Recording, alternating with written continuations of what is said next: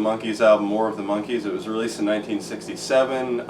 It had like a million producers, so I'm not going to bother listing them all. Like, you can look it up. It's almost like every song on this album has a different producer, so yeah, I just didn't bother with that. So this album, like, is another one of the ones where the band didn't have any control over it, and they pretty much just sing.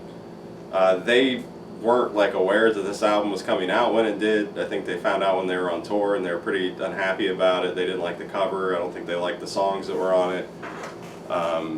Michael Nesmith said that this is probably like the worst album ever, which I don't even think this is the worst album in my collection, but yeah, they really didn't like it, and I think that them being unhappy with this album is what eventually led them to getting control on the next album. And this album, I honestly I used to think that it was a kind of a step down from the first album. My opinion on that's kind of changed over time. Now I think I like this one a little bit more. I do think it has some lows that are like lower than the first album, but I think that the highs are a little bit higher, so that's I think kind of why I like it a little bit more. But like the first album, it's not my favorite one of their albums. It's one of those ones where I could probably take like 5 or 6 songs and put it on a playlist and be happy with that. I think this vinyl copy I got offline in kind of like a lot with the first album and the third and stuff, and I kind of need to get new vinyl copies of them because like the cases are a little beat up. But I was just like, I think I was like, I can't remember if this is the one. There was one like lot I bought that had like some singles in it, and I think that's why I got this. I also have the CD copy and the box set that I got, but I'm not going to bother getting that out. So the album opens with She, which is a voice and heart song sung by Mickey. I think it's a strong opener. It's a catchy song. Mickey's vocal's good. I like it. It's not like a major highlight for me, but I like it a lot more now, like that I've been listening to this album for this than I did going into it. The second track, When Love Comes Knocking at Your Door, is by Carol Bayer, Sager, and Neil Sedaka. I'm probably butchered these names, but I realized in their first album, like in hindsight on that video, I'm like, oh, I didn't say who was writing the songs, and they have a bunch of different songwriters. I should probably do that, but I was kind of being lazy. So anyway, yeah, this track to me is a real highlight, sung by Davey. It's just really catchy. I think Davey gives a really good performance on it. There's this kind of cool part where like they have him kind of like singing with himself, like he's singing one line and then he's like singing behind that. It sounds really cool. Yeah, just a really catchy song. I really like that one. Probably tied for my favorite on the album. The third track, Mary Mary, Michael Nesmith song sung by Mickey. Catchy song. It's got some cool guitar in it. Mickey gives a good performance. That's another highlight for me, another one that would make a playlist. Fourth track, Hold On Girl, is by Billy Core, Jack Keller, Ben Raleigh. It's sung by Davey, and it's not a bad track, not one of my favorites on here. There's some cool sounding like keyboard stuff in it. Probably wouldn't make a playlist though. Fifth track, Your Auntie Griselda. This is by Diane Hildebrand and Jack Keller, sung by Peter. So his first vocal. It's kind of a goofy like novelty song. Peter had the weakest voice of the band, which is I think why he didn't sing any of the songs on the first album. It's kind of like, at least like in my opinion, he doesn't have like a horrible like vocal tone. It's just that he kind of like doesn't like stay on key. He kind of, his voice like wanders a little bit.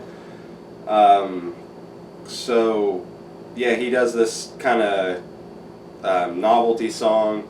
I actually kind of like it. Like it's not like a major highlight or anything, but there's I like the instrumental kind of stuff going on. It's got some kind of cool drum parts. His vocal's pretty funny, like some of the just random noises and stuff he starts making in it. So yeah, it's not a highlight, but it's cool that they let him sing one on this one since he didn't get to sing one on the first one. And the song, for what it is, I enjoy it. I don't know if I put it on a playlist, but I enjoy it when it comes on the album. The sixth track, I'm Not Your Stepping Stone, another Voice and Heart song. This one's sung by Mickey. It's another major highlight. It's a really good song. Really kind of, for the Monkees standards, it kind of rocks pretty hard. So yeah, that one's kind of another highlight. Seventh track, Look Out, Here Comes Tomorrow, sung by Neil Diamond, sung by Davey. And this song's weird because it's the other one that's probably tied for my favorite, but there's one thing I really don't like about it that I wish you could just take out of it, but like the rest of the song's so good that it doesn't, it's not ruined by that.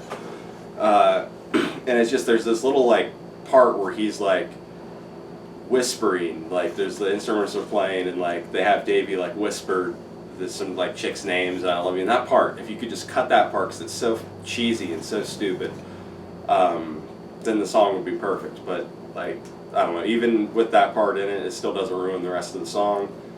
But yeah, just really catchy song. I like all the instrumental stuff going on. I think Davey gives a really good performance other than that stupid spoken word bit. Yeah, just a great song, real highlight.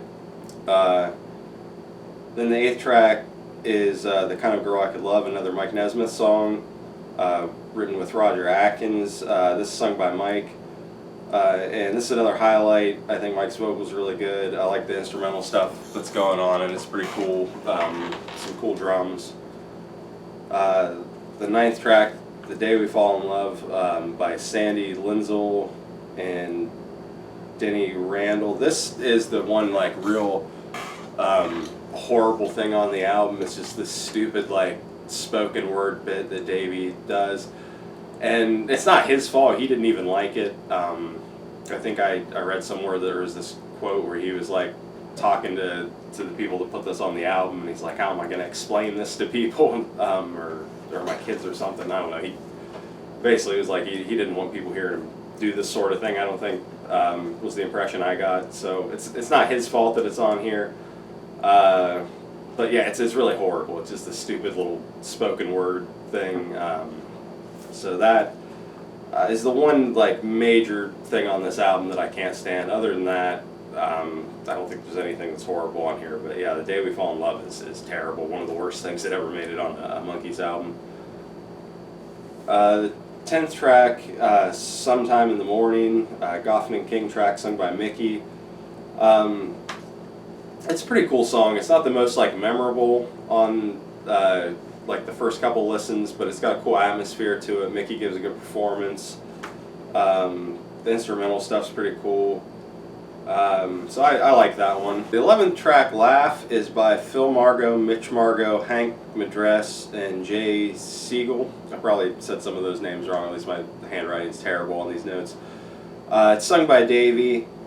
This is one of the other tracks that I could probably kind of do without a little bit. It's a little, like, I don't hate it as much as I hate the one before it, but it's just like, the vocal melody is a little irritating, and there's these annoying like laughing background vocals that keep happening that I just really hate.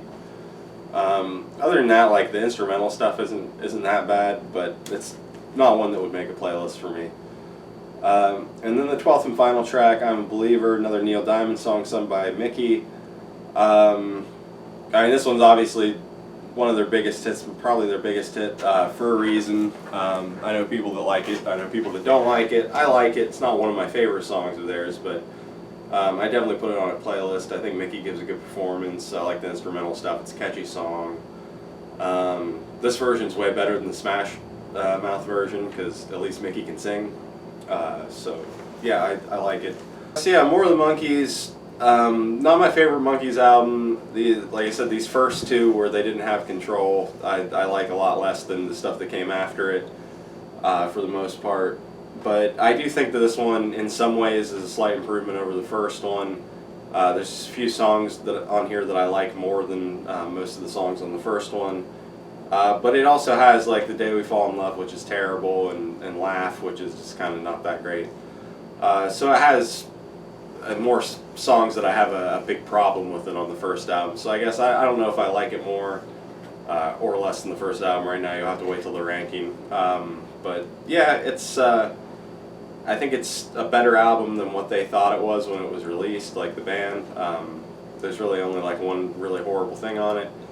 But at the same time, I'm really glad that they get Control on the next album, because that's when they start making really great stuff. So, More of the Monkees, not a bad album, not one of their best. I probably wouldn't start with these first two albums. I'd probably start with the next one, but same time, not as bad as what the band thought it was at the time.